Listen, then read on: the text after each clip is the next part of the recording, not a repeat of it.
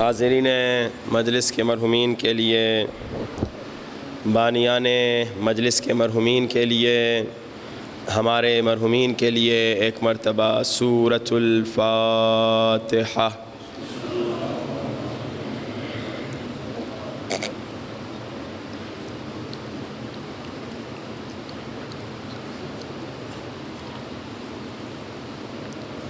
بسم اللہ الرحمن الرحیم۔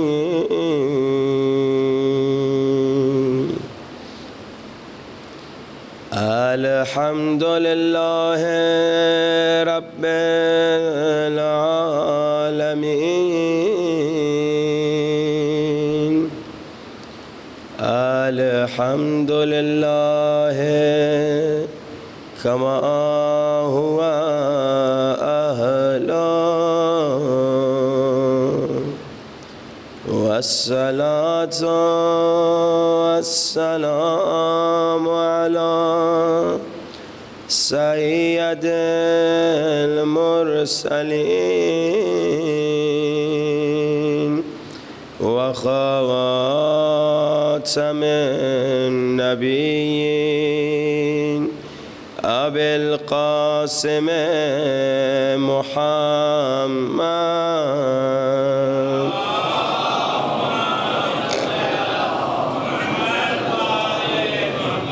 وآلہ الطیبین الطاہرین المعصومین۔ دعا سرکار امام زمانہ سب مل کے بلند آواز سے اللہم کل ولیک الحجت ابن صلواتک علیہ وعلا فی هذه الساعة وفي كل وليا وحافظا وقائدا ودليلا وعينا حتى تسكنه أرضك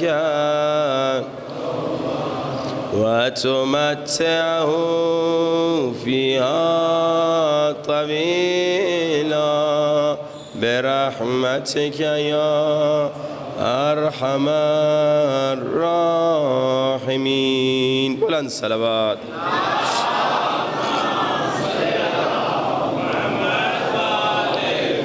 وعجل فرجهم۔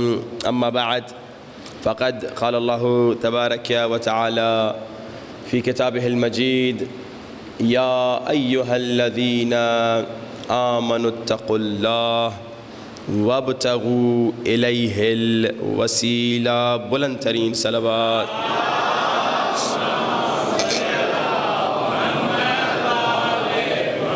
وعجل فرجهم۔ حضران واجب الاحترام، پچھلے 4 دنوں سے مسلسل گفتگو ہو رہی ہے کہ مشکلات میں جب بھی خدا سے مانگو تو ڈائریکٹ خدا کے پاس نہ جاؤ، بلکہ ان وسیلوں کو تلاش کرو جنہیں خدا نے بنایا ہے۔ اب پرسوں کی جو گفتگو تھی اس میں ہم نے ایک اعتراض سنایا تھا کہ دشمنان علی نے کہا کہ تم کہتے ہو کہ وسیلہ بھی خدا بناتا ہے، خلیفہ بھی خدا بناتا ہے، تو پھر ہمارے نبی نے علی کو خلیفہ کیوں بنایا؟ تو ہم نے ایک دلیل سنائی تھی کہ ایک دلیل یہ ہے کہ رسول خدا اپنی طرف سے کبھی کچھ نہیں کہتے، تو اگر رسول خدا نے کہا کہ علی میرے بعد تمہارے خلیفہ ہیں، یہ اپنی طرف سے نہیں خدا کی طرف سے کہا ہے۔ آج دوسری دلیل سنانا چاہتا ہوں اور پھر موضوع کو آگے لے چلوں۔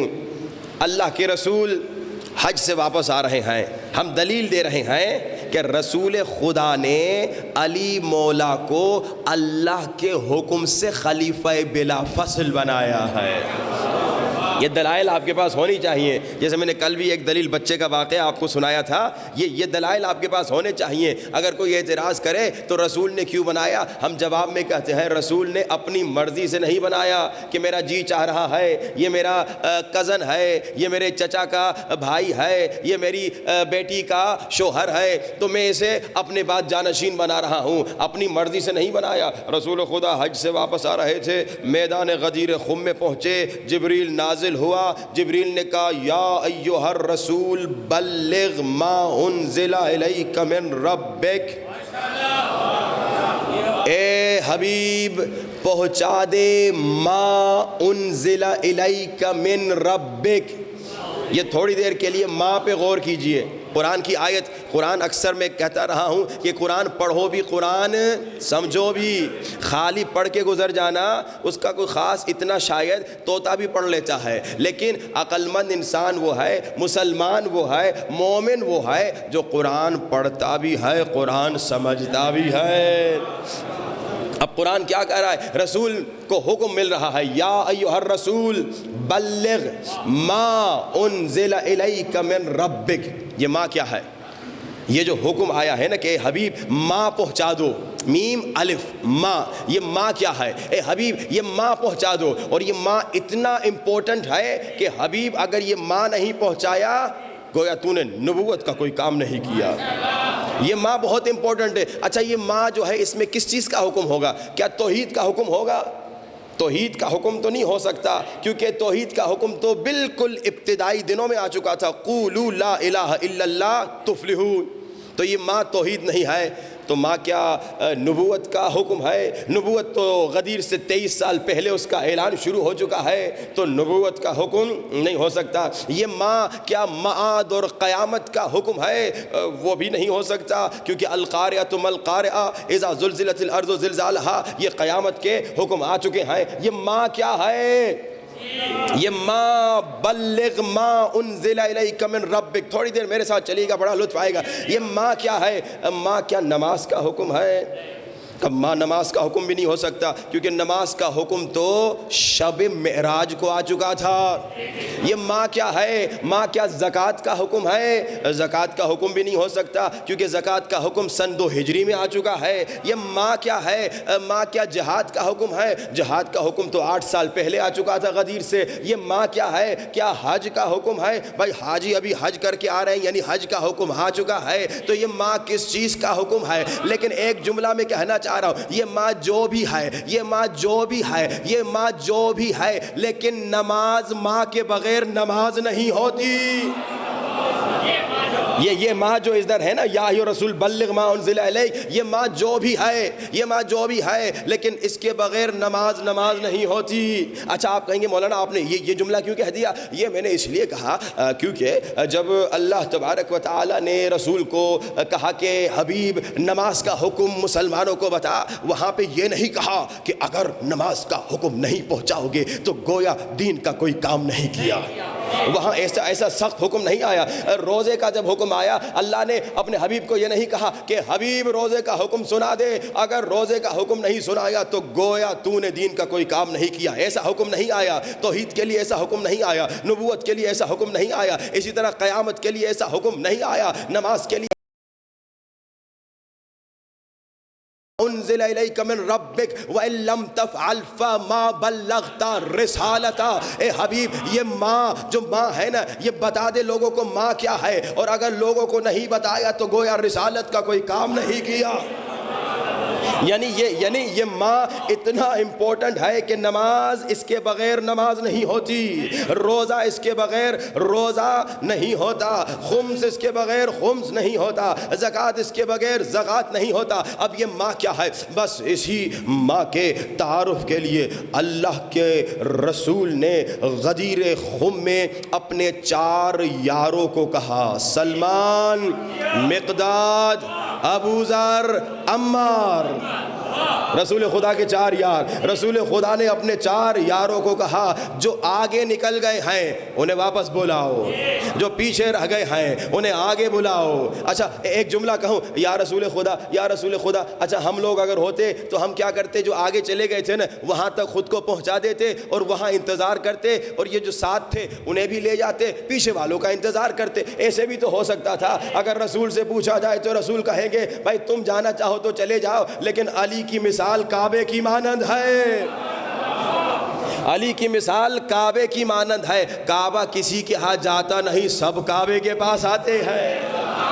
علی جائیں گے نہیں, سب علی کے پاس آئیں گے. اور دوسرا جواب شاید رسول خدا یہ دیں کہ دیکھو بعض لوگ علی سے آگے نکل گئے, بعض لوگوں نے علی کو اللہ کہنا شروع کر دیا, اور بعض لوگ پیچھے رہ گئے, یعنی اپنے جیسا سمجھنے لگے. تو میں نے کہا جو آگے نکل گئے ہو پیچھے آ جاؤ, جو پیچھے رہ گئے ہو آگے آ جاؤ. علی نہ اللہ ہے, علی نہ تم جیسا ہے, علی سب کا مولا ہے. علی نہ آگے نکلو,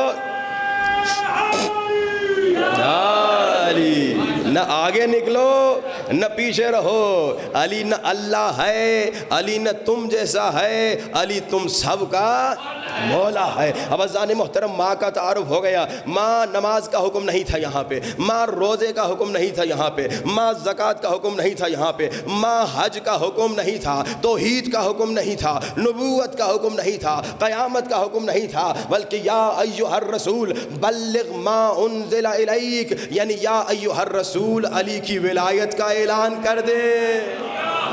بس اسی لیے میں نے کہا کہ یہ ماں جو بھی ہے نماز اس کے بغیر نماز نہیں ہوتی. اور حقیقت بتا رہا ہوں, یہ ایک فارسی کا ایک کمال کا شعر بھی آپ کو سنا دوں. شاعر فارسی کا بڑا پیارے انداز سے شعر لکھتا ہے, کہتا ہے کہ بے منکر علی بگو, علی کے منکر کو, علی کے دشمن کو, جس کے دل میں علی کی دشمنی ہے, جس کے دل میں علی کی دشمنی ہے, اسے کہہ دو بے منکر علی بگو نماز شور رہا کھونے. علی کے منکر کو کہہ دو نماز پڑھنا چھوڑ دے. آپ کہیں گے مولانا صاحب مولوی ہوتے ہوئے ایسے شعر پڑھ رہے, ذرا ٹھہریے آگے کا حصہ بھی تو سنیے نا. بے منکر علی بگو نماز شور رہا کھونے. علی کے منکر کو, علی کے دشمن کو, اس ناصبی کو جو دل میں علی کی دشمنی رکھ کے نماز پڑھ رہا ہے, علی کے منکر کو, علی کے دشمن کو کہو نماز پڑھنا چھوڑ دے. کیوں؟ کیونکہ نماز بھی ولایہ او عبادتیس بھی وضو. ایسی نماز جو دشمنی علی میں تو پڑھ رہا ہے ایسے ہے جیسے بغیر وضو کے کوئی نماز.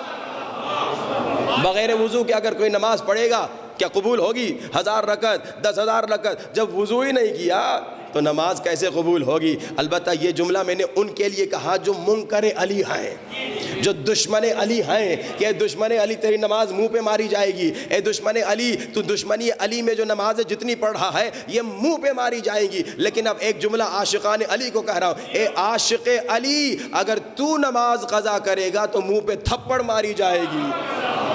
قیامت کے دن فرشتہ منہ پہ مار کے کہے گا کمبخت تو علی والا تھا, تو نے نماز کیوں قضا کی؟ کمبخت تیری تو نماز قبول ہو رہی تھی, تو نے کیوں نماز قضا کی؟ علی والا کبھی نماز قضا نہیں کرتا, اور اگر غلطی سے قضا ہو گئی تو فوراً ادا کرتا ہے. علی والا نماز کو اہمیت دیتا ہے. اب آئیے گفتگو کو آگے لے چلیں. وسیلے پر گفتگو چل رہی ہے کہ لوگوں وسیلے اہل بیت سے نجات ملے گی. میں مسلسل آپ کو کمال کے نسخے بھی بتا رہا ہوں. ایک دن میں نے آپ کو ڈاکٹروں سے بچنے کا نسخہ بتایا تھا, البتہ گندے ڈاکٹروں سے بچنے کا نسخہ. اچھے ڈاکٹر جیسے میں نے کہا جو شریف ہیں, جو نیک ہیں ماشاءاللہ, جو آپ کے پیسے کے پیچھے نہیں ہیں بلکہ آپ کی جان بچانے کے چکر میں محنت کرتے ہیں, ایسے ڈاکٹروں کے پاس انسان چلا جائے. لیکن وہ ڈاکٹر جن کا مقصد یہ ہوتا ہے کہ کیسے آپ کو لوٹیں, ان سے بچنے کا بہترین نسخہ. بلکہ اوورآل یہ نسخہ ایسا ہے کہ ڈاکٹر بھی اس پہ عمل کریں تو ڈاکٹر بھی بیمار نہ ہو. بھائی آدمی بیمار ہو کیوں؟ آدمی اس پہ عمل کرتا رہے, بیماری نہ ہو. 70 مرتبہ ڈیلی الحم, 1 مرتبہ دعائے توسل, یہ میں نے نسخہ بتایا. پھر دوسرے دن میں نے آپ کو نسخہ بتایا وہ سعید بچے کا, بلوچ بچے کا, کیا نماز امام زمانہ عجل اللہ تعالی فرج و شریف کہ یہ 2 رکعت نماز ہے, یہ پڑھا کرو انشاءاللہ تمہاری مشکلات دور ہوں گی. پھر ہم نے نسخہ بتایا دعائے توسل کا, ہر نماز کے بعد 1 مرتبہ دعائے توسل. اب دیکھیے جو نسخے ہم آپ کو بتا رہے ہیں مجھے نہیں معلوم کتنے لوگ اس پہ عمل کر رہے ہیں, لیکن کوشش کیجئے کم سے کم جتنا ہو سکے. یہ جو آسان والے ہیں نسخے, یہ 70 مرتبہ الحم میں ٹائم نہیں لگتا, 1 مرتبہ دعائے توسل میں ٹائم نہیں لگتا. جیسے میں نے کہا صرف اچھے ڈاکٹر یا برے ڈاکٹر سے بچنے والی بات نہیں, اوور آل ہر انسان صحت مند رہے تو اچھی بات ہے. اچھا, اب انسان کو زندگی میں 2 چیزوں کی ضرورت ہوتی ہے, ایک صحت اور دوسرا اکنامکس, اقتصاد, پیسہ.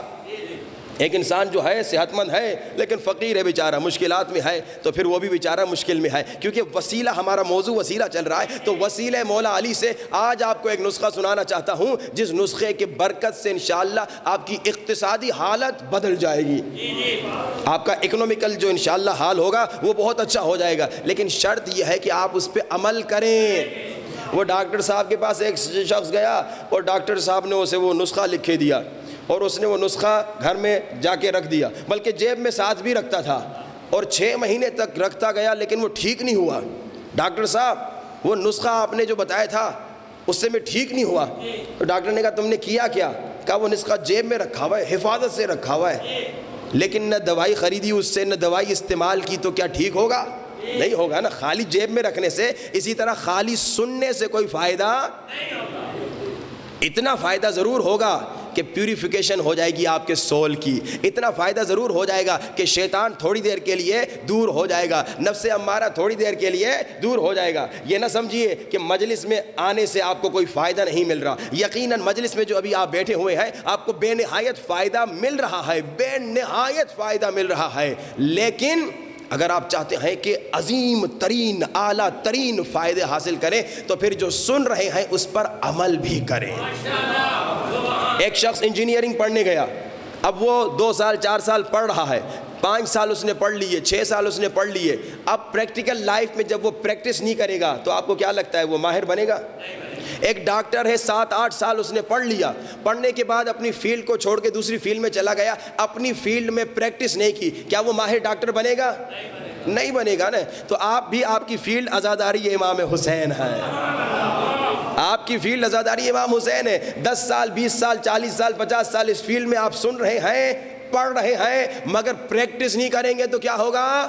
ماہر نہیں بنیں گے اپنی فیلڈ میں. جیسے میں نے کہا ابھی تک نرسری میں ہے بہت سارے لوگ, نرسری سے اٹھیے, آپ کو تو 22 سال میں 25 سال میں پوسٹ ڈاکٹریٹ ہو جانی چاہیے علم اہل بیت میں. یہ یونیورسٹی ہے اہل بیت کی, جو سنتے ہیں اس پر عمل کریں. اب یہ جو 2-4 میں نے نسخے دیے بہت آسان ہے. 70 مرتبہ الحم آدھا گھنٹہ لگتا ہے, 1 مرتبہ دعائے توسل 10 منٹ لگتے ہیں. اسی طرح ہر نماز کے بعد 1 مرتبہ دعائے توسل 50 منٹ لگتے ہیں. نماز امام زمانہ 10 سے 15 منٹ لگتے ہیں. 500 صلوات آدھا گھنٹہ لگتا ہے. کس نے 500 صلوات پڑھی ہے؟ میرو پیلو والوں کی تعداد روز گرتی جا رہی ہے, اللہ جانے اس کی وجہ کیا ہے. ہم اب آہستہ آہستہ نا امید ہوتے جا رہے ہیں. بلند ترین صلوات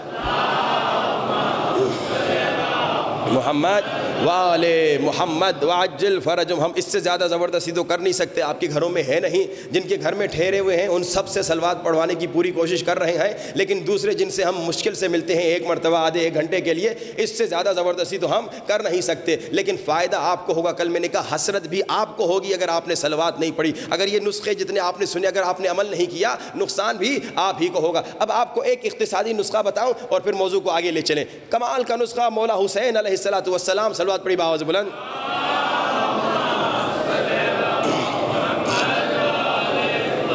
وعجل فرج. مولا فرماتے ہیں کہ میں بیٹھا ہوا تھا بابا علی کے ساتھ اور ایک شخص آ گیا. اس نے کہا کہ مولا علی میں مالی لحاظ سے بہت کمزور ہوں, اگر کوئی دعا کوئی نسخہ بتا دیں تو میری مالی حالت اچھی ہو جائے.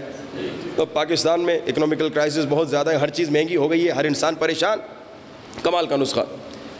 اچھا, انہوں نے کہا کہ میں مجبور ہو گیا ہوں, میں فقیر ہو گیا ہوں, مسکین ہو گیا ہوں, کوئی نسخہ بتائیے. تو امام نے کہا کہ ختم استغفار, یہ 70 آیتوں پر مشتمل ایک دعا ہے. تقریباً دعائے کمیل سے ملتی جلتی ہے, بلکہ دعائے کمیل سے مجھے تو زیادہ گہری دعا نظر آتی ہے. بڑے پیارے انداز سے مولا نے اس میں توبہ کرنا سکھایا. کہا کہ نماز فجر کے بعد پڑھو یا نماز مغرب عشاء کے بعد پڑھو, سونے سے پہلے. یعنی دن میں کہیں کسی اور ٹائم پہ بھی پڑھ سکتے ہیں. تقریباً ہم کو پڑھنے میں 1 گھنٹہ 10-20 منٹ لگتے ہیں صرف پڑھنا. آپ لوگوں کو شاید 2 گھنٹے لگ جائیں، کیونکہ یہ ہماری زبان پہ عادت نہیں ہوئی ابھی اس دعا کی نا، تو اس میں تھوڑا ٹائم لگتا ہے۔ اور 1 سال تک مولا نے کہا پڑھو، 1 سال کا نسخہ ہے، دن میں 1 مرتبہ ہے، سمجھیے 1.5 گھنٹہ آپ نے لگانا ہے۔ اب آپ کہیں گے مولانا صاحب 1.5 گھنٹے کا ٹائم ہمارے پاس کہاں ہے، لیکن اب سنیے کہ آپ کو ملنے کیا والا ہے۔ جب آپ کو ایک بہت عظیم چیز ملنے والی ہے تو پھر آپ انویسٹمنٹ بھی بڑی کریں گے۔ جب آپ بزنس کبھی کہیں کرتے ہیں تو آپ 1 روپیہ لگائیں گے تو آپ کو 10 روپیہ ملے گا، لیکن اگر آپ 10,000 روپیہ لگائیں گے تو کیا ہوگا، آپ کو 10 لاکھ مل سکتا ہے۔ اسی طرح اگر آپ 10 لاکھ لگائیں گے تو آپ کو 10 کروڑ مل سکتا ہے۔ مرضی آپ کی، جتنا آپ کمانا چاہیں اتنی آپ محنت کریں۔ اب یہ نسخہ ہے 1 سال کا۔ مولا حسین فرماتے ہیں یہ شخص دوسرے سال بابا علی کے پاس آیا اور اس نے کہا یا علی پیسہ اتنا بڑھ گیا ہے اب پتہ نہیں رکھوں تو کہاں رکھوں، گائے بھینسیں مال مویشی اتنا بڑھ گیا ہے اب میں کنٹرول نہیں کر سکتا، حفاظت نہیں کر سکتا، اتنا میں امیر بن چکا ہوں 1 سال میں۔ اور یہ اتنا پاورفل نسخہ، کیونکہ دیکھیے نا استغفار کیا ہے، استغفار علماء کہتے ہیں مسلسل توبہ کرو، استغفار کرو، استغفار کے متعلق ایک واقعہ ملتا ہے۔ ایک مرتبہ ابن عباس مولا علی کے ساتھ بیٹھے ہوئے تھے تو ایک شخص آیا، اس نے کہا کہ یا علی بچے نہیں میرے پاس، اولاد نہیں، تو مجھے کوئی نسخہ دیجئے۔ مولا نے کہا استغفار کرو۔ پھر دوسرا شخص آیا، اس نے کہا مولا غریب ہوں، فقیر ہوں، پیسہ نہیں ہے، کوئی نسخہ دیجئے۔ مولا نے کہا استغفار کرو۔ پھر تیسرا آیا، اس نے کہا مولا امیر ہوں، زمینیں ہیں مگر اس میں کاشتکاری کے لیے پانی نہیں ہے، تو مولا نے کہا جاؤ استغفار کرو پانی مل جائے گا۔ تیسرا آیا، اس نے کہا سب کچھ ہے مگر درختوں میں پھل نہیں نکل رہے، مولا نے کہا جاؤ استغفار کرو تمہارے درختوں میں پھل نکل کے آ جائیں گے۔ 4-5 لوگ آئے، مولا نے نسخہ سب کو ایک ہی دیا۔ اب ابن عباس نے حیران ہو کے یا مسکرا کر کہا کہ مولا مریض 4-5 نسخہ سب کو ایک، مریض 4-5 نسخہ سب کو ایک دے دیا۔ مولا نے کہا قرآن میں سورہ نوح میں اللہ نے کہا ہے اولاد چاہیے تو استغفار کرو، رزق چاہیے تو استغفار کرو، زمین میں رزق میں برکت چاہیے تو استغفار کرو، بارش چاہتے ہو آ جائے تو استغفار کرو، تمہارے درخت آباد ہو جائے چاہتے ہو تو استغفار کرو۔ اللہ قرآن میں کہہ رہا ہے استغفار کیا ہے۔ اکثر لوگ کہتے ہیں مولانا صاحب بڑی مشکلات ہو گئی ہیں، ہم سے پتہ نہیں کیا امتحان ہو رہا ہے۔ اکثر لوگ جب مشکلات آ جاتی ہیں نا وہ خود کو امام نبی سمجھتے ہیں، کہتے ہیں ہاں ہم سے بڑا امتحان ہو رہا ہے۔ امتحان کوئی نہیں ہوتا۔ ہمارے استاد کہتے ہیں، ان کی بڑی کمال کی گہری ریسرچ ہے، کہتے ہیں کہ بیٹا امتحان صرف انبیاء اور اماموں سے ہوتا ہے، ہم جو بندے ہیں نا غیر معصوم بندے، ہم سے امتحان نہیں ہوتا۔ یہ جو بیماریاں آتی ہیں، یہ جو مشکلات آتی ہیں، یہ جو تکلیفیں زندگی میں آ جاتی ہیں نا، یہ اللہ کا ڈنڈا ہوتا ہے۔ یعنی کہیں ہم نے کسی کی غیبت کی ہوگی، کہیں جھوٹ کہا ہوگا، کہیں کسی کا دل دکھایا ہوگا، کہیں کوئی حرام کھایا ہوگا، کہیں کسی کو تکلیف دی ہوگی، کہیں کسی کے ناموس کو دیکھا ہوگا، جس کی ہمیں بہت بڑی سزا جہنم میں ملنے والی تھی، کیونکہ اللہ نہیں چاہتا اس کا بندہ جہنم میں جلے، کیونکہ جہنم کی آگ دنیا کی آگ سے 40 یا 70 گنا زیادہ گرم ہے۔ تو اللہ کیا کہتا ہے، اسے یہی سزا دے کے صاف کر دوں۔ یہ اللہ کا کرم ہے۔ تو اسی لیے علماء کہتے ہیں، اسی لیے ائمہ اطہار کہتے ہیں استغفار کرو، استغفار کرو تو امیر بن جاؤ گے، استغفار کرو تو مالدار بن جاؤ گے، استغفار کرو تو وہ سارے راستے جو بند ہو چکے ہیں نا، جو بندشیں تمہاری زندگی میں آ گئی ہیں وہ کھل جائیں گی۔ استغفار کا ایک اور نسخہ بھی ہے، وہ انشاءاللہ آگے کسی دن سناؤں گا۔ میں نے پچھلے سے پچھلے سال 2 سال 3 سال پہلے ڈی جی خان میں وہ نسخہ سنایا تھا۔ پچھلے سال جب میں وہاں پہ اشرا پڑھ رہا تھا تو 3 محرم یا 4 محرم کو ایک مومن آیا، یہ بھی 1 سال کا نسخہ ہے مولا حسن کا کہ جسے اولاد نہیں ہوتی اس نسخے پہ عمل کرے۔ تو اس نے پچھلے سال آ کے مجھے کہا مولانا نام بتائیے، الحمدللہ ہم نے 1 سال عمل کیا، ہمیں بچہ ہو گیا۔ تو استغفار بڑا سپر پاور نسخہ ہے، لیکن یہ ختم استغفار رزق کے لیے، اس کا میں ایک واقعہ سناؤں۔ مشہد کا واقعہ ہے، ایک طالب علم تھے، بہت غریب، اتنے غریب تھے کہ کرائے کا گھر لینے کا بھی پیسہ نہیں تھا، تازہ شادی ہوئی تھی اور بڑی مشکلات میں تھے، لیکن دیندار تھے، ہر ولادت شہادت کی مجلس میں آتے تھے۔ اب ماشاءاللہ محرم میں آپ لوگ کتنے مومنین آتے ہیں، مجھے نہیں معلوم کہ دوسری شہادتوں میں آپ لوگ کتنے آتے ہیں۔ اکثر افسوسناک خبر ہے کہ پاکستان کے اکثر مومنین ایسے ہیں کہ بھائی محرم کے 10 دنوں میں تو ماشاءاللہ بھرپور مجمع ہوتا ہے، لیکن امام حسن کی شہادت میں مجمع نہیں ہوتا، امام سجاد کی شہادت میں مجمع نہیں ہوتا، امام باقر کی شہادت میں مجمع نہیں ہوتا، بلکہ اگر ابھی میں پوچھوں کہ امام علی النقی کی شہادت کب ہے تو اکثر لوگوں کو پتہ بھی نہیں ہوگا۔ امام محمد تقی کی شہادت میں مجمع نہیں ہوتا، زیادہ مجمع ہوتا ہے مولا حسین کی شہادت پہ، مولا علی کی شہادت پہ، یہ 2-3 شہادتیں ہیں مشہور، اس پہ مومنین آتے ہیں۔ ہر مجلس میں جایا کریں۔ شیعہ آپ کے امام کتنے ہیں؟ صرف مولا حسین آپ کے امام ہیں؟ آپ کے 12 امام ہیں، تو کیا دوسرے اماموں کی مجلس میں نہیں جانا چاہیے؟ جانا چاہیے نا۔ تو انشاءاللہ یہ عادت بنائیے کہ ہر امام کی مجلس میں، ہر امام کی مجلس شہادت میں اتنا مجمع ہو، مجمع کم نہیں ہونا چاہیے۔ دوسرے امام یا امام حسین کے بابا ہیں یا بھائی ہیں، یا امام حسین کے بیٹے ہیں اور مولا کے اولاد ہیں، تو ان کی مجالس شہادت میں بھی آیا کریں۔ یہ ہر مجلس سے ولادت اور شہادت میں اپنی بیوی کے ساتھ جاتا تھا۔ ایک مجلس میں آیا تو مجلس سے برکت ملتی ہے نا۔ مجلس میں مولانا صاحب یہی ختم استغفار کا نسخہ سنا رہے تھے۔ مولانا صاحب نے کہا کہ بھائی یہ مولا علی کا نسخہ ہے، 1 سال تک اس پہ عمل کرو تو تمہیں اتنا رزق ملے گا کہ تم خود تصور بھی نہیں کر سکتے کہاں سے آیا۔ اس نے اپنی بیگم کو کہا، بیگم دیکھو ہم ہیں ویسے غریب، تازہ شادی بھی ہوئی ہے، کوئی سپورٹر بھی نہیں، نہ ماں باپ پیسے والے، نہ ہم پیچھے سے زمیندار، تو ایسے کریں کہ اسی نسخے پہ عمل کرتے ہیں، مولا علی کا نسخہ ہے تو یقیناً ہمیں عطا ہوگی۔ دیکھیں وہ یقین والی بات یاد ہے نا کہ یقین کے ساتھ مانگو گے تو عطا ہوگی۔ ان کو یقین تھا کہ ہم اس پہ عمل کریں گے تو مولا عطا کر۔ انہوں نے کہا کہ ہو نہیں سکتا کہ کوئی کریم کے در پہ جا کے مانگے اور کریم خالی ہاتھ لوٹا دے۔ کہا کہ بسم اللہ، ساتھ میں ہم اس پہ عمل کرتے ہیں۔ اور بریکٹ ایک اور دوسری بات کہوں، میاں بیوی ہونے چاہیے ایسے کہ میاں بیوی کو کہے اٹھو نماز تہجد پڑھیں، بیوی میاں کو کہے اٹھو جلدی نماز فجر پڑھو قضا نہ ہو جائے۔ میاں بیوی ایسے نہ ہو جو آپس میں بیٹھ کے غیبتیں کریں، گناہ کریں اور غلط بیانیاں کریں، فتنے فسادات کرائیں۔ نہیں، میاں بیوی ایک دوسرے کو مدد کریں کہ دین میں آگے بڑھیں۔ میاں بیوی ہمارے یہاں کیسا ہے، کیا ان کا ماحول ہے؟ جب آپس میں بیٹھتے ہیں، فلاں پڑوسن کا پتہ ہے بچہ بھاگ گیا، فلاں پڑوسن کی بیٹی پتہ ہے اس نے یہ کام کیا، یہ ایسی بیکار کی بکواس باتیں کرتے ہیں میاں بیوی۔ آپس میں بیٹھو تو کوشش کرو ایک دوسرے کو دینی معاملات میں آگے بڑھاؤ۔ یہ غیبتیں کر کے تمہیں کیا ملے گا، یہ فتنے فسادات کرا کے تمہیں کیا ملے گا؟ لیکن جب ختم استغفار مل کے کرو گے تو دیکھو کیا ملے گا۔ اب انہوں نے ختم استغفار شروع کیا تو 3 یا 4 مہینے انہوں نے اس پہ جب عمل کیا تو ایک جشن ہوا، کیونکہ ہر جشن میں یہ جاتے تھے، تو اس نے کہا بیگم چلو جشن مولا کا۔ جشن میں آ گئے، جشن کا دن تھا، ایک مولانا صاحب خطیب ذاکر تقریر کر رہے تھے مولانا صاحب، تو ایک بڑا تاجر بیچ میں کھڑا ہو گیا اور اس نے اس کی جیب سے ایک چابی نکالی، کہا کہ مولانا صاحب آج جشن کا دن ہے، میں نے کوئی منت مانی تھی اور میں نے کہا تھا اگر میری فلاں مشکل ٹھیک ہو جائے یا فلاں بزنس میں کامیابی ہو جائے تو میں ایک گھر کسی غریب کو ڈونیٹ کروں گا، ایک گھر میں کسی غریب کو تحفے میں دوں گا۔ تو مولانا صاحب میں تو کسی کو جانتا نہیں ہوں، لیکن کیونکہ آپ بہت سارے لوگوں سے کنیکٹڈ ہیں تو میں ایک نیا نیو فرنش اپارٹمنٹ کی چابی آپ کو دیتا ہوں، آپ جسے چاہے دے دیں۔ اب نہ وہ تاجر اس طالب علم کو جانتا تھا، نہ یہ مولانا اس کو جانتا تھا، لیکن پورے مجمع میں نہ جانے کیا ہوا، اس عالم دین کے ذہن میں یہ خیال آیا کہ اس کی نظریں صرف اسی طالب علم پہ پڑیں۔ بھائی اتنے سارے لوگ بیٹھے ہوئے ہیں، میں ان کو بھی دیکھ سکتا ہوں، ان کو بھی دیکھ سکتا ہوں، وہ ادھر بیٹھے ہوئے ان کو بھی تو دیکھ سکتا ہوں، لیکن اچانک سے میں ایک کو دیکھوں اور اس کو کہوں کہ بھائی یہ لو تمہارا، تو بھائی یہ میں نے اپنی طرف سے کچھ مجھے آیا ہے ذہن میں، ایسے اپنی طرف سے تو میں نے نہیں کہا کہ چلو اس کو دیتا ہوں۔ مولانا صاحب نے پورے مجمع میں دیکھا اور اچانک سے نظر اسی طالب علم پہ پڑی جو بہت غریب تھا، 3-4 مہینے ہوئے تھے اس نے اس پہ عمل کیا تھا۔ مولانا صاحب نے کہا بیٹا تمہارے پاس گھر ہے؟ کہا نہیں قبلہ گھر نہیں ہے۔ کہا بیٹا یہ گھر تمہارا، اور مولانا نے اسے گھر دے دیا۔ 4 مہینے میں رزلٹ مل گیا، لیکن ایک وجہ کیا تھی کہ ان کو یقین تھا، اور دوسری وجہ کیا تھی؟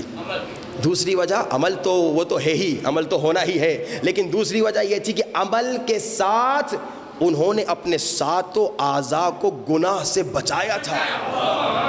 ایسا نہ ہو کہ کل آپ کہیں مولانا میں نے 1 سال اس نسخے پہ عمل کیا اور مولانا مجھے تو کچھ نہیں ملا، آپ گھر کی بات کر رہے ہیں، مجھے تو وہ ایک گاڑی بھی نہیں ملی۔ کیوں نہیں ملا؟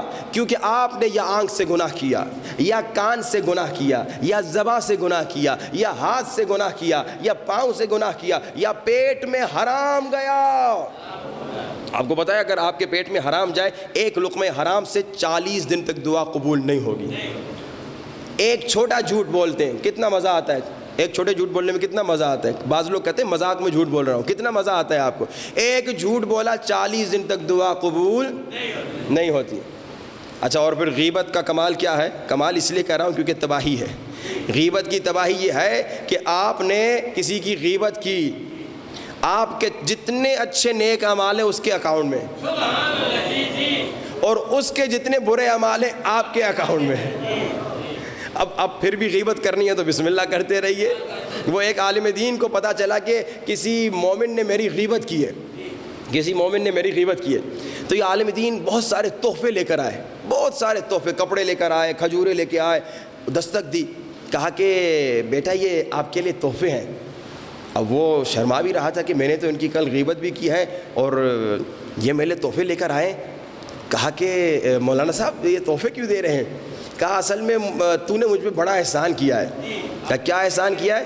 کہا روایت بتاتی ہے کہ جب کوئی کسی کی غیبت کرتا ہے نا تو تمہارا ثواب جو ہے نا اس کے پاس چلا جاتا ہے، تو تو نے میری غیبت کی تھی، تمہارا ثواب میرے پاس آ گیا ہے، تو میں اس ثواب کا شکریہ ادا کرنے آیا۔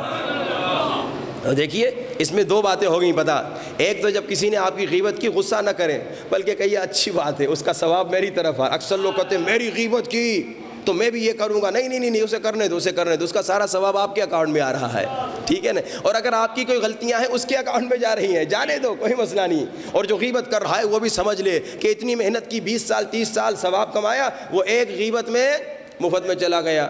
تو ایسا کام انسان جب کرے گا تو پھر 1 سال آپ اس نسخے پہ عمل بھی کرتے رہیں گے، آپ کو رزلٹ نہیں ملے گا۔ رزلٹ کب ملے گا؟ وہ موٹے والی مثال تو آپ کو یاد ہے نا، دوبارہ سنانے کی ضرورت نہیں ہے نا، پکی بات ہے نا کہ بھائی موٹے کو ڈاکٹر نے کہا موٹے بھائی اگر پتلے ہونا چاہتے ہو تو ایکسرسائز کے ساتھ کھانے پر بھی کنٹرول کرو۔ اسی طرح اگر یہ جتنے نسخے میں نے بتائے ہیں، اگر آپ چاہتے ہیں نسخوں سے آپ کی زندگی بدل جائے تو اس نسخے پہ عمل کرنے کے ساتھ گناہ پر بھی کنٹرول کرو۔ اور اگر گناہ پہ کنٹرول نہیں ہوگا آپ 10 سال تک کریں کوئی فائدہ یعنی آپ کو اس کا اجر ملے گا، لیکن جو رزلٹ آپ لینا چاہتے ہیں وہ رزلٹ آپ کو نہیں ملے گا۔ تو خدا را یہ کوشش کریں، جو چیزیں سنتے ہیں اس پہ عمل کریں۔ مجھے آج بڑا افسوس ہوا کیونکہ آدمی حسن ظن ایک دن کرے گا، دوسرے دن کرے۔ حسن ظن آپ سمجھتے ہیں نا کیا ہے؟ حسن ظن سمجھتے ہیں؟ حسن ظن سمجھتے ہیں؟ ہاں جی، ہاں، اچھا خیال، اچھا تصور۔ ایک دن کرے گا آدمی، دوسرے دن کرے گا، آج 5واں دن ہے۔ میں روز یہی تصور اچھا کرتا تھا کہ بھائی نئے لوگ آ گئے ہیں، وہ پرانے لوگ جنہوں نے وعدہ دیا تھا وہ شاید آج نہیں آئے، تو یہ 5 دنوں سے وہ نہیں آ رہے، یہ الگ بات ہے، لیکن اگر آ رہے ہیں اور پھر نہیں پڑھ رہے تو وہ اچھی بات نہیں ہے۔ میں نے کہا مجھے کوئی فائدہ بھی نہیں ملے گا، مجھے کوئی نقصان بھی نہیں ہوگا۔ میں چہرے بھی دیکھ رہا ہوں کہ چہرے بھی وہی ہیں، لیکن پھر بھی آج تعداد بہت کم ہو گئی۔ کل میں نے چکوال میں جب پوچھا تھا تو 70% لوگوں نے ہاتھ اٹھائے، کہا ہم نے صلوات پڑھی ہے۔ تو چکوال والے تو آپ سے آگے نکل گئے۔ تو انشاءاللہ کل کوشش کیجیے گا کہ آپ لوگ بھی کم سے کم 70% تو ہو جائیں، 100% نہ بھی ہو، 70% انشاءاللہ صلوات سارے مولا کو ہدیہ کریں، 500 مرتبہ صلوات۔ آج صبح اسلام آباد میں ایک مومن نے مجھے کہا مولانا یہ لوگ جو نہیں پڑھ پاتے نا ان کو ایک ٹیکنیک میں نے بنائی ہے، اس پہ ان کو عادت دلائی۔ میں نے کہا کیا؟ کہا مولانا 5 وقت کی نماز تو ہم سارے پڑھتے ہیں، میں ہر نماز کے بعد 100 مرتبہ صلوات پڑھ لیتا ہوں۔ کہا 500 صلوات ہو جاتی ہے، بہترین ٹیکنیک ہے، تو آپ بھی اس پہ عمل کیجیے۔ اگر آپ 500 ایک ساتھ نہیں پڑھ سکتے، بلند ترین صلوات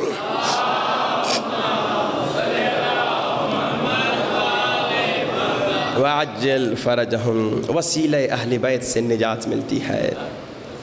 اور جب اہل بیت اتنے کریم ہیں تو ہونا تو یہی چاہیے تھا کہ اتنے کریم و مہربان و رؤوف و رحیم و مہربان ہستیوں کے ساتھ لوگ بھی مہربان ہوتا تو یہی تھا نا، ہونا تو یہی چاہیے تھا نا کہ لوگ ان سے مہربان ہوتے۔ انہوں نے کرم کیا، دشمن پہ بھی کرم کیا، انہوں نے کرم کیا، قاتل کو بھی پانی اور شربت پلایا، لیکن ان کے ساتھ ظلم کیا ہوا کہ ان کے بچوں کو پیاسا رکھا گیا۔ بڑا ظلم ہوا، اور اس ظلم پہ کم سے کم جو آپ لوگ آج احتجاج کرتے ہیں نا، کم سے کم یہ ہے کہ گریہ کیا کرو۔ یہ چھوٹا سا احتجاج ہے کہ جب غم حسین پڑھا جائے، مصائب حسین پڑھا جائے، ظلم جو اہل بیت پہ ہوئے پڑھے گئے، تو کم سے کم چھوٹا احتجاج یہ ہے کہ تم گریہ کیا کرو، بلند بلند آواز میں گریہ کیا کرو، چیخ کے گریہ کیا کرو۔ یہ آنسو جو نکل کے تمہارے چہرے پہ بہتے ہیں نا، یہ کمال کرتے ہیں، یہ معجزہ کرتے ہیں۔ یہ آنسو ان کو کم نہ سمجھو، امام فرماتے ہیں جب تم روتے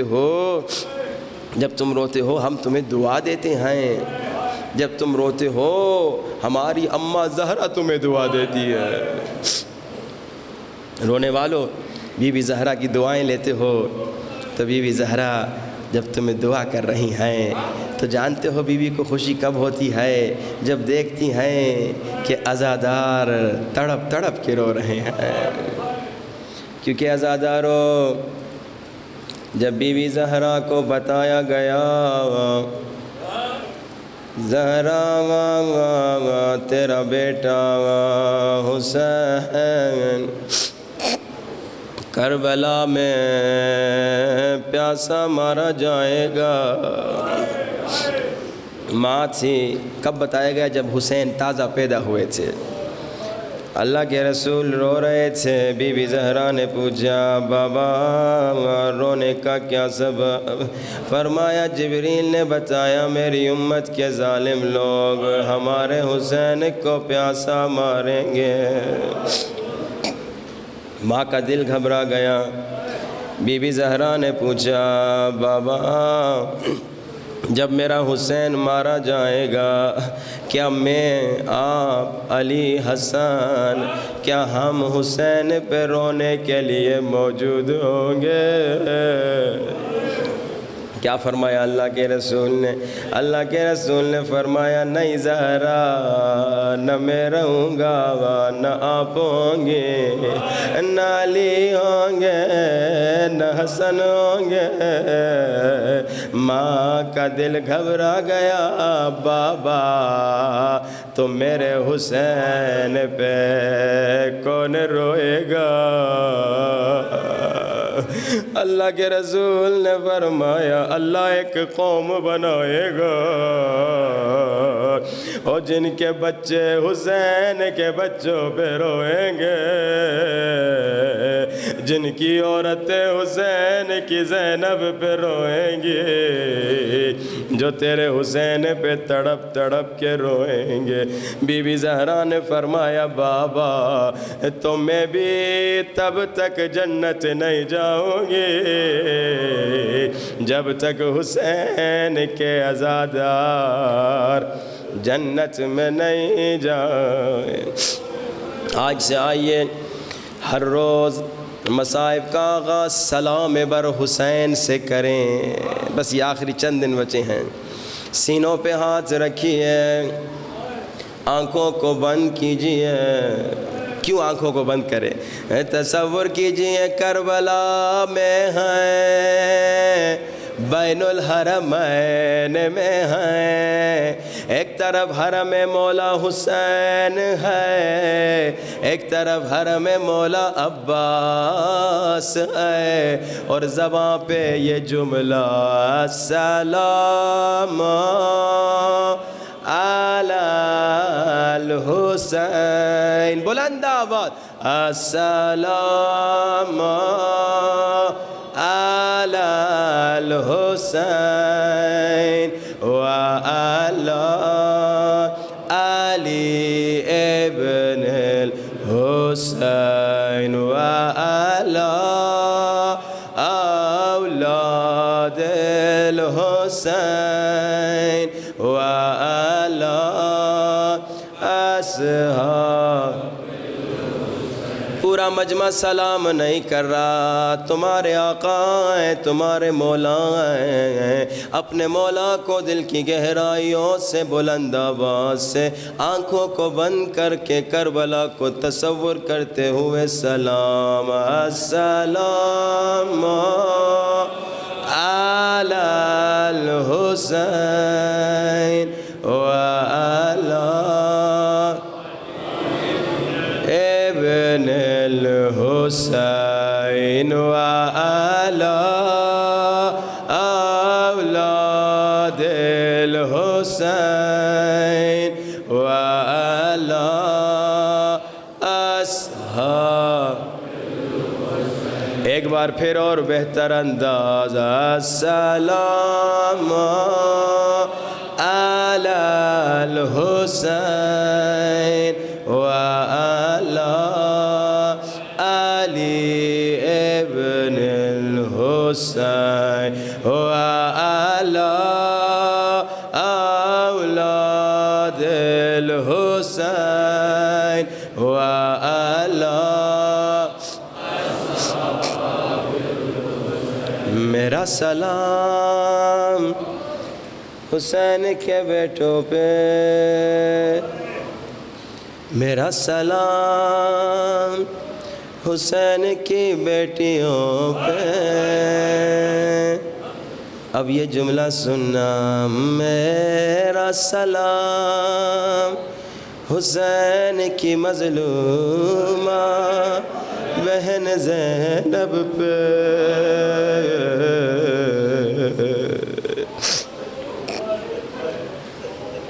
عزادارو، اکثر ہم ایک جملہ کہہ کے آسانی سے چلے جاتے ہیں، آپ بھی وہ جملہ آسانی سے سن کے گزر جاتے ہیں، لیکن جو معرفت والے مومن ہیں اسے ایک ایک جملے پہ تڑپ تڑپ کے روتے ہیں۔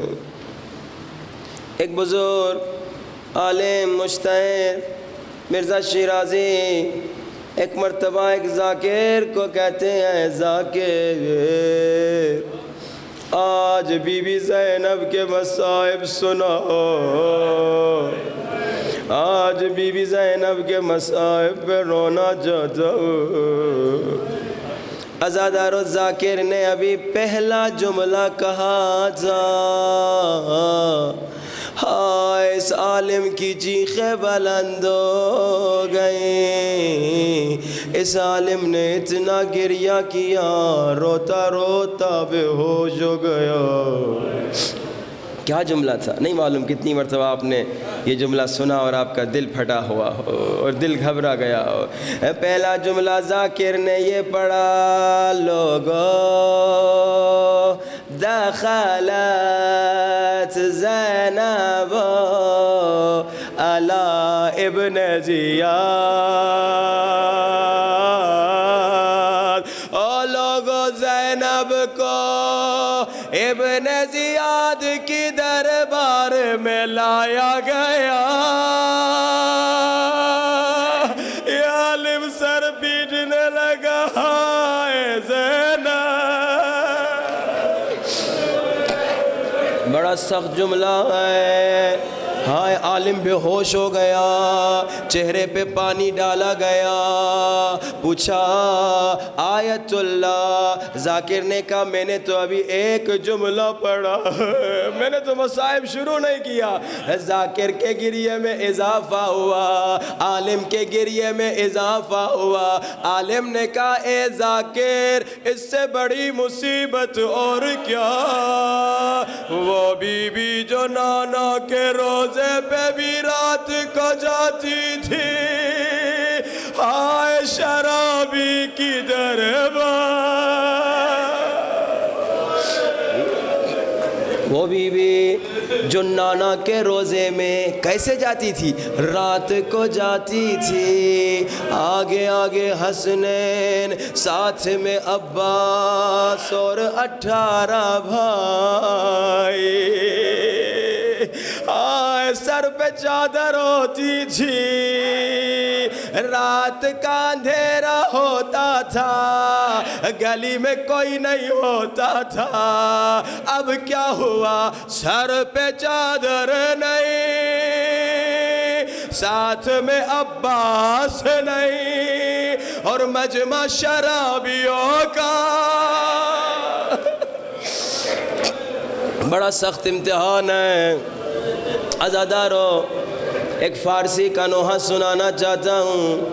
شاعر نے ایک تصور لکھا، شاید بی بی زینب کو جب بازار میں لے کر جا رہے تھے نا، شاید بی بی زینب نے اپنے بھائی کے سر کی طرف دیکھ کر یہ جملے کہے ہوں۔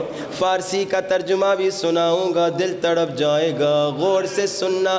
شاعر نوحہ خان کہتا ہے، شاید بی بی زینب نے کہا، اے حسین جانا از عزیز مادرم زہرا، اے اماں زہرا کے پیاسے لال میرے بھیا حسین جان، حسین جانا چشمت را ببند، حسین اپنی آنکھوں کو بند کر دو اور تجھ سے برداشت نہیں ہوگا اور تیری بہن کو بازار لے جا رہے۔ حسین جانم، حسین چشمت را ببند، حسین اپنی آنکھوں کو بند کر دے۔ کیوں؟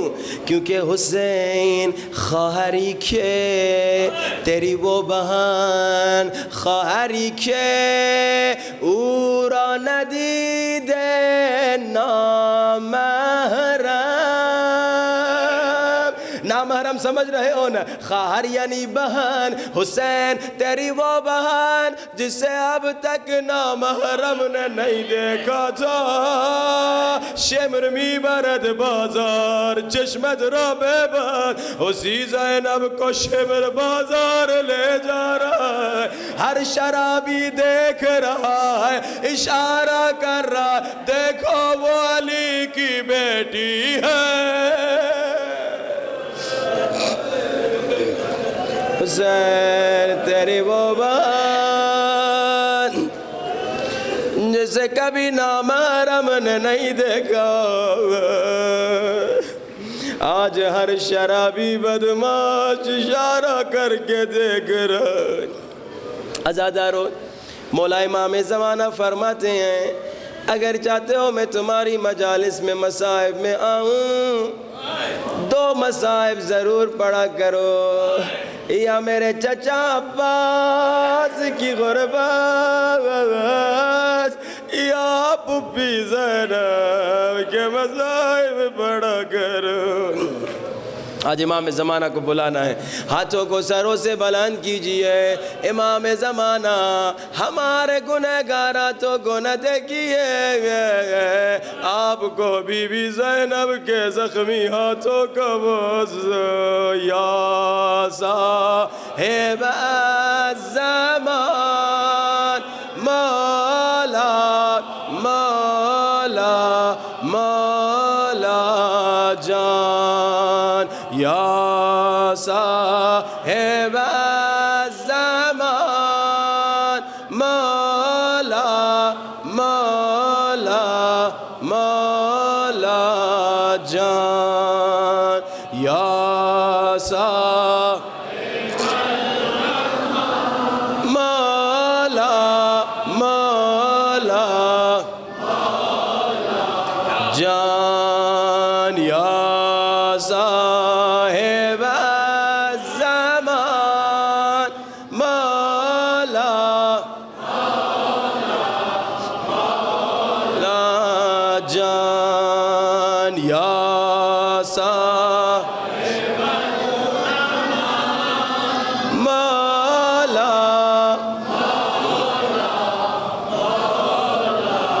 مولا جان، ہمیں نہ دیکھیے، ہمارے گنہگار ہاتھوں کو نہ دیکھیے، آپ کو ان ہاتھوں کا واسطہ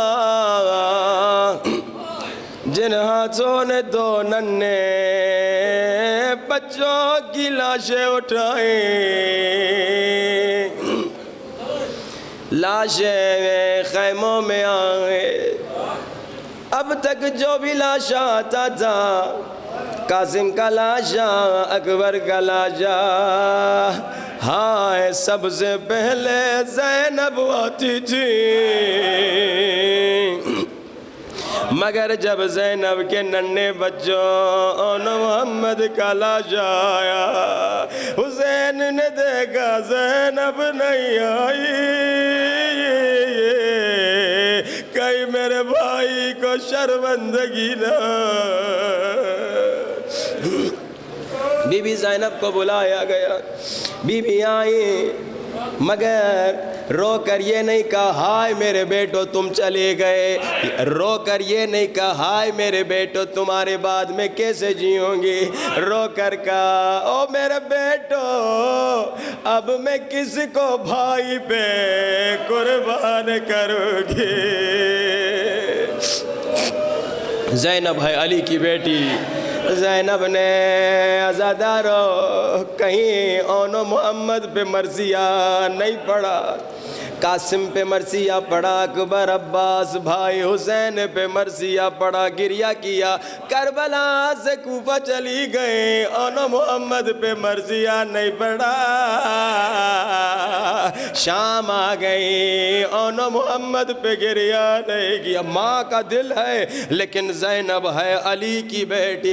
عزادارو سادات کی رہائی کا وقت آ گیا، سر لائے گئے، سب سے پہلے حسین کا سر لایا گیا، اور زینب آگے بڑھی دے دے میرا حسین، حسین کے سر کو سینے سے لگایا، ایک ایک سر آئے، ماں نے اپنے بچوں کے سر لیے، مگر اب دو بچوں کے جب سر آئے زینب نے سر جھکا دیا، اور سر لانے والے نے پوچھا کیا ان سروں کی ماں اور شام غریبہ میں جل کے مر گئے؟ فضا آگے بڑھی، نہیں میری بی بی زندہ ہے، مگر وہاں بھی اپنے بچوں کا شکوہ نہیں کیا، گریہ نہیں کیا، مدینے واپس آئیں اور رسول خدا کی قبر پہ آئیں، رو کے فرمایا نانا ظالموں نے اتنے تازیانے مارے، اور نانا پورا بدن زخمی ہے، مگر اون و محمد کا شکوہ نہیں کیا۔ اماں زہرا کی قبر پہ آئیں، عزادارو حسین کا خون بھرا کرتا رکھ گیا، اماں زہرا قبر میں تڑپ رہی ہوں گی، ہائے زہرا کی قبر میں زلزلہ آیا ہوگا، ہائے زینب نے کہا اماں یہ تو کرتا ہے، میں 70 قدم سے دیکھ رہی تھی، شمر سینے پہ بیٹھا تھا، اماں میں نے برداشت کیا۔ عزادارو زینب نے حسین کا نوحہ پڑھا، مگر اون و محمد کا شکوہ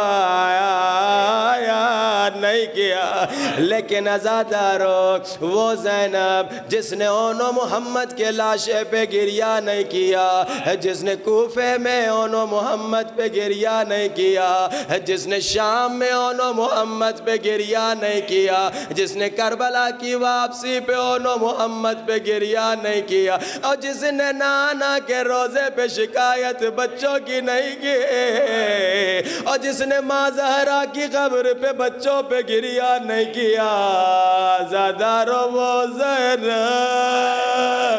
جب اپنے گھر واپس آئی اور 2 ننھے مسلح خالی دیکھے، مسلح کو اٹھا کے سینے پہ رکھا، او میرے شیرو اون و محمد اب ماں کیا کرے گی؟ روتی ہوئی آنکھوں سے ہاتھوں کو بلند کرو، سروں سے بلند، امام زمانہ کو بلاؤ، اللہم اجل ولیک الفرج، بلند آواز، اللہم اجل ولیک، اللہم اجل ولیک، اللہم اجل ولیک، اللہم